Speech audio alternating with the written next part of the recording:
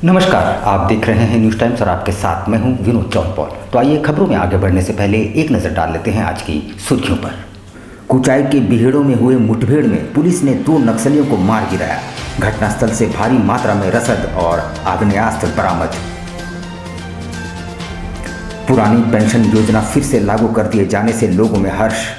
कर्मचारियों ने सरकार के प्रति जताया आभार। लंबित मांगों को लेकर लोकल ट्रेलर मालिकों ने टाटा कमिंस के पास बेमियादी धरना आरंभ किया। कांड्रा स्थित स्टील एंड पावर कंपनी के मुख्य गेट को कामगारों ने किया जाम।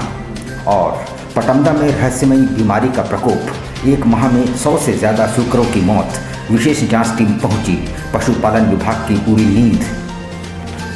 आइए अब खबरों को विस्तार से देख लेते हैं। शुक्रवार सुबह कुचाई के बीहड़ों में पुलिस के साथ हुए मुठभेड़ में मारे गए दोनों नक्सलियों की पहचान काली मुंडा तथा महिला नक्सली रीला के तौर पर की गई है। घटनास्थल से पुलिस ने एक SLR और डेटोनेटर बरामद किया है और पूरे इलाके को सील कर दिया गया है। शुक्रवार को तड़के कुचाई टोकलो थाना के सीमावर्ती क्षेत्र के बारूदा जंगल में चलाए जा रहे सर्च ऑपरेशन के दौरान हुए मुठभेड़ में पुलिस की गोली से ढेर नक्सलियों में मारे गए नक्सलियों की शिनाख्त कर ली गई है।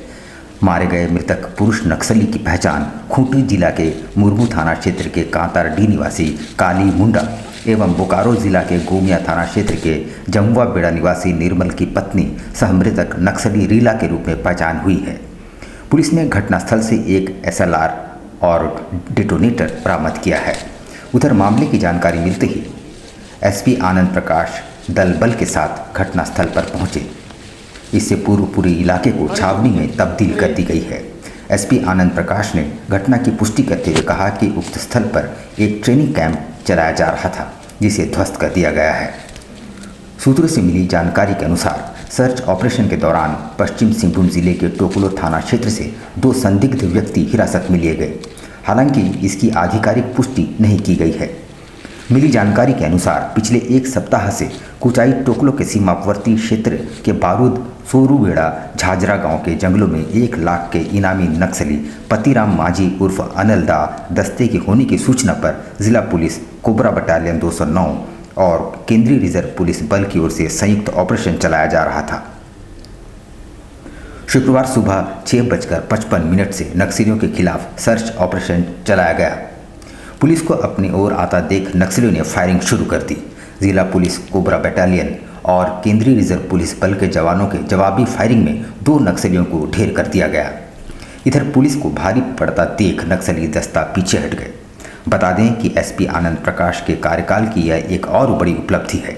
इससे पूर्व हार्डकोर नक्सली महाराज प्रमाणिक 1 करोड़ के इनामी नक्सली थिंक टैंक कहे जाने वाले प्रशांत बोस उर्फ बूढ़ा, उनकी पत्नी शीला मरांडी सहित आधा दर्जन नक्सली सलाखों के पीछे जा चुके हैं। ये माओवादी का एक दस्ता जो है, बड़ा दस्ता, वो लगातार भ्रमणशील था दरभंगा OP के क्षेत्रों में, और उसी का सत्यापन करने के लिए और आवश्यक कार्रवाई करने हेतु एक स्पेशल प्लान बनाया गया, जो कि 1 से 3 सितंबर तक चलना है। उसी क्रम में आज दिनांक 2 सितंबर 2022 को सुबह 7 से 7:30 के बीच जिले के दरभंगा OP के कुमाए के पास ग्राम बारूदा एवं सरगढ़ा के पास नक्सलियों ने पुलिस पर गोली चलाई, जिसके जवाब में जो पुलिस थी, जिसमें कि कोबरा, CRPF, जैप, JJ और जिला पुलिस थी, उन्होंने जवाबी कार्रवाई की और करते हुए इस मुठभेड़ में 2 नक्सलियों की मृत्यु हो गई है।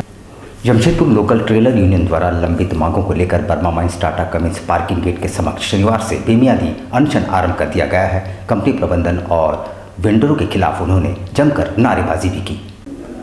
लोकल ट्रेलर ओनर यूनियन के द्वारा पूर्व से लंबित मांगों को लेकर Burma Mines Tata company parking gate के समक्ष शनिवार से अनशन शुरू कर दिया गया है। वैसे समय समय पर कंपनी द्वारा नए नए नियमों को लोकल ट्रेलर मालिकों पर थोपे जाने का विरोध यूनियन पूर्व से ही करता आ रहा है।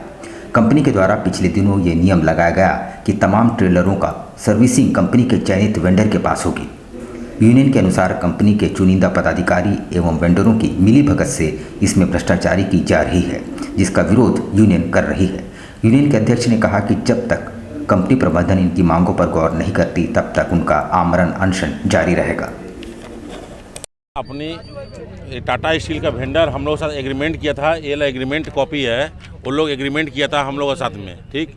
और ये टाटा स्टील और प्रशासन के बीच में हुआ था एग्रीमेंट हम लोग का, और उनका भी साइन भी है सारा वेंडर का, और प्रशासन में इसमें इन्वॉल्व थे कि अब बार हम लोग हड़ताल किए थे तो उन्होंने उल्लंघन किया, इसका हम लोग कोई बात मान नहीं रहे। दूसरी बात, अब टाटा स्टील क्या कर रही है कि हम लोगों पर नया नया नियम थोप रही है, एग्रीमेंट में हुआ नहीं था, नया नया नियम थोप रही है कि आप ऐसा कराइए वैसा कराइए, लेकिन हम लोग सब मांग को मान नहीं रहे हैं। दूसरी बात क्या है कि आज के डेट में मिथिला मोटर या कोई सर्विस सेंटर, हम लोग पुरानी गाड़ी अपना कहीं भी गाड़ी, किसी का बाइक हो चाहे ये हो, वो अपना कहीं भी करा सकता है बाहर का मिस्त्री से। अब 6000 गाड़ियाँ टाटा स्टील में चलती है, और ये टाटा स्टील के कुछ पदाधिकारी की मिली भगत है कि 6000 गाड़ी को इनकम है 17 करोड़ रुपया, आपका 17 करोड़ रुपये साल का 17 करोड़ रुपया गेम है। ये गोरख धंधा ये किसी मिलकर पूरा धंधा चल रहा है, इसको पूरा उगाही करने का कोशिश की जा रही है, इसको अड़ंगा हम डाले हुए हैं। सरायकेला जिले के कांड्रा स्थित amalgam steel and power limited company के कामगारों ने अपने विभिन्न लंबित मांगों को लेकर सुबह 6 बजे से ही कंपनी गेट को पूरी तरह अवरुद्ध कर दिया। सरायकेला जिले के कांड्रा स्थित amalgam steel and power limited company के कामगारों ने कई मांगों को लेकर शनिवार सुबह 6 बजे से प्रभावित विस्थापित समिति के बैनर तले पूर्व जिला परिषद सदस्य सुधीर महतो के नेतृत्व में कंपनी गेट जाम कर दिया। सैकड़ों की संख्या में ग्रामीण एवं कामगार कंपनी गेट पर जमे हैं और प्रबंधन के खिलाफ आक्रोश व्यक्त कर रहे हैं। कामगारों का नेतृत्व कर रहे सुधीर महतो ने कहा कि कंपनी प्रबंधन कांड्रा क्षेत्र के विकास के लिए असंवेदनशील रवैया अपना रखा है। आज तक इस दिशा में कोई अहम कदम नहीं उठाए गए हैं। कई बार विभिन्न तरह के विकास कार्य को पूर्ण करने के लिए कंपनी प्रबंधन को आवेदन दिए जा चुके हैं, लेकिन स्थानीय लोगों और कामगारों के आवेदन को कंपनी ने ठंडे बस्ते में डाल दिया है।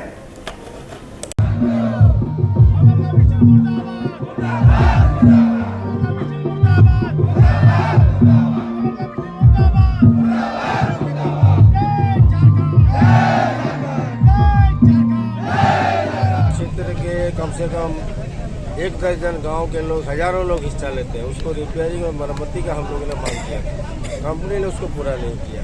और ये कंपनी इस क्षेत्र के लिए दुर्भाग्य है कि गमरिया में करोड़ों खर्च कर सकता है, लेकिन कांड्रा जो आस्था का केंद्र है हमारा कर्म महोत्सव का, वो वहाँ पर एक रुपया खर्चा नहीं। राज्य सरकार द्वारा पुरानी पेंशन योजना की स्वीकृति प्रदान कर दिए जाने के बाद राज्य भर में खुशियां मनाई जा रही है। इसी कड़ी में झारखंड राज्य अराजपत्रित कर्मचारी महासंघ ने सरकार के प्रति आभार व्यक्त किया है। राज्य सरकार द्वारा पुरानी पेंशन योजना की स्वीकृति प्रदान करते साथ ही राज्य भर में मांग को लेकर आंदोलनरत कर्मचारियों में खुशी की लहर दौड़ गई है। इधर राज्य समेत पूर्वी सिंहभूम जिले में भी झारखंड राज्य अराजपत्रित कर्मचारी महासंघ के द्वारा राज्य के मुख्यमंत्री का आभार जताया गया। 1 सितंबर से पुरानी पेंशन योजना की स्वीकृति राज्य सरकार के द्वारा प्रदान कर दी गई है। इसे लेकर सरकारी कर्मचारियों में खुशी की लहर दौड़ गई है। राज्य स्तर से लेकर जिला स्तर तक कर्मचारी राज्य सरकार का आभार व्यक्त कर रहे हैं। इसी क्रम में झारखंड राज्य अराजपत्रित कर्मचारी महासंघ के बैनर तले कर्मचारियों का जुटान खास महल स्थित सिविल सर्जन कार्यालय कक्ष के सामने हुआ, जहां उन्होंने राज्य सरकार का आभार जताया।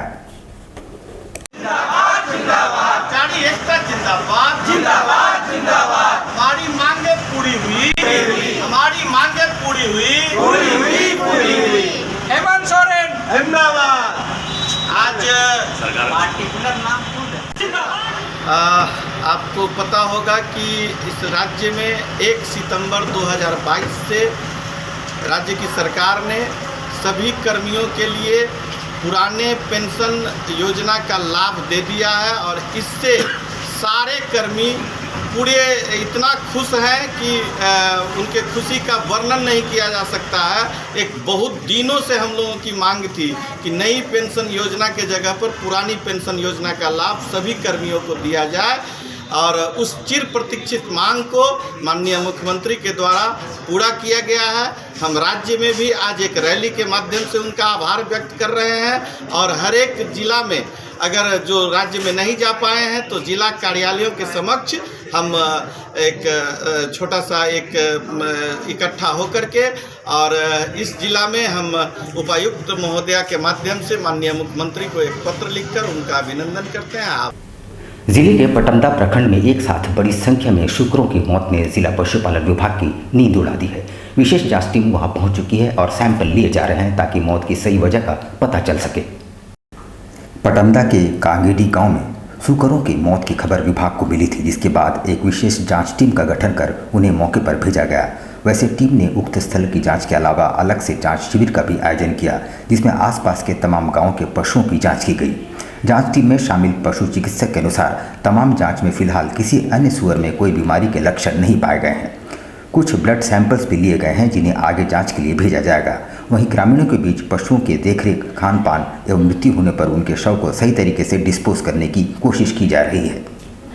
आपको बताते चले कि एक माह के अंदर 73 से ज़्यादा सूकरों की मौत से पूरे गांव सहित जिला प्रशासन में भी हड़कंप मचा हुआ है। गांव वाले दहशत में हैं कि आखिर कौन सी बीमारी है जिससे इन सूकरों की मौत हो रही है। वहीं शुक्रवार को जिला प्रशासन की मेडिकल टीम गांव पहुंची और उन जानवरों का सैंपल एकत्रित करके जुट गई।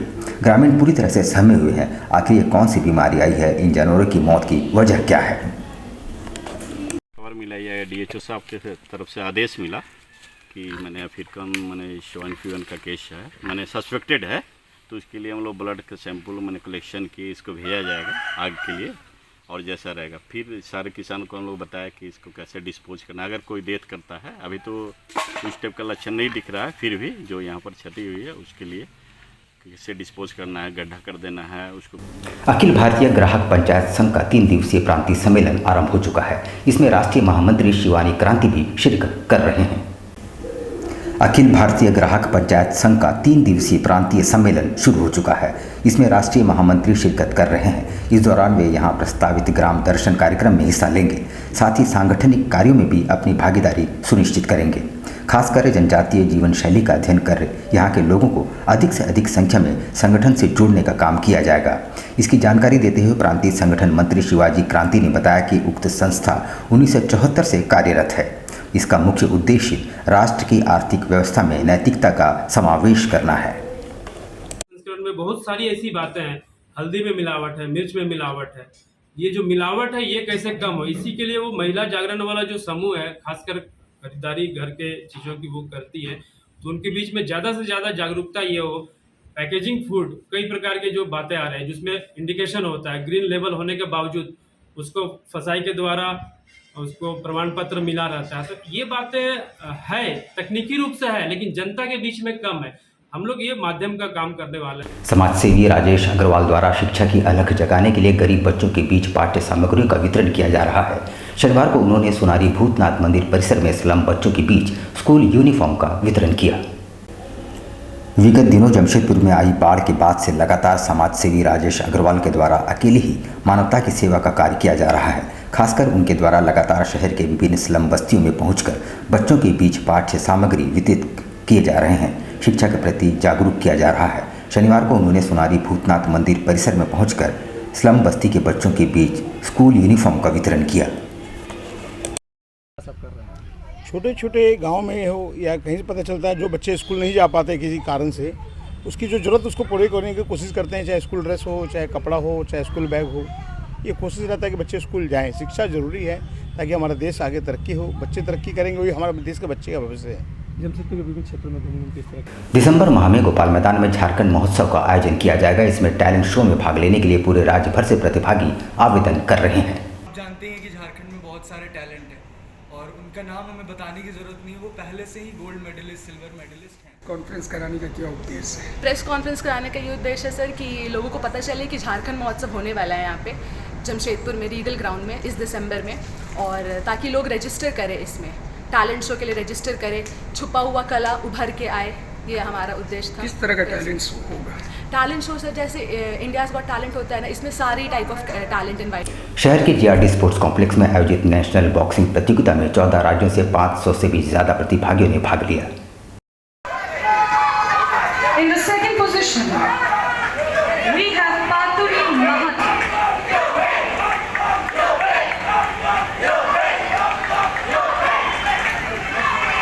Finishing third from Odisha and North India, we have Shambhavi Gupta and Muskan.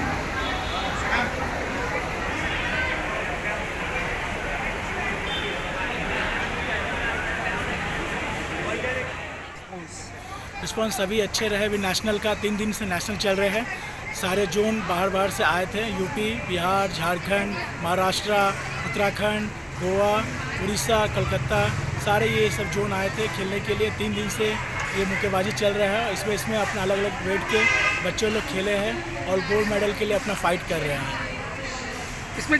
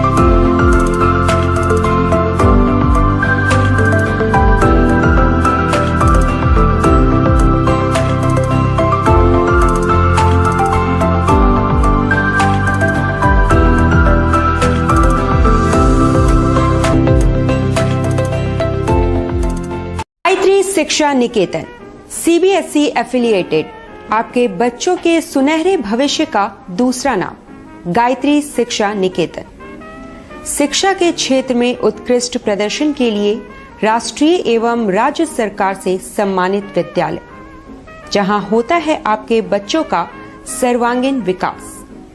Gayatri शिक्षा निकेतन उच्च स्तरीय और आधुनिक उपकरणों से lace computer lab, science lab, आधुनिक क्लासरूम्स। गायत्री शिक्षा निकेतन।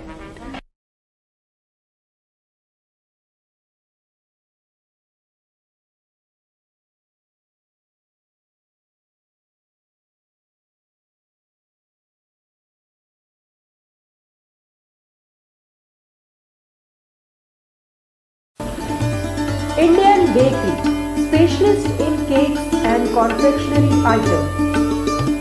Online booking facilities. Specialist in all types of patties, cakes, cookies, pizza, burger, hot dog, eggless cake, birthday cake, anniversary cakes, wedding cakes,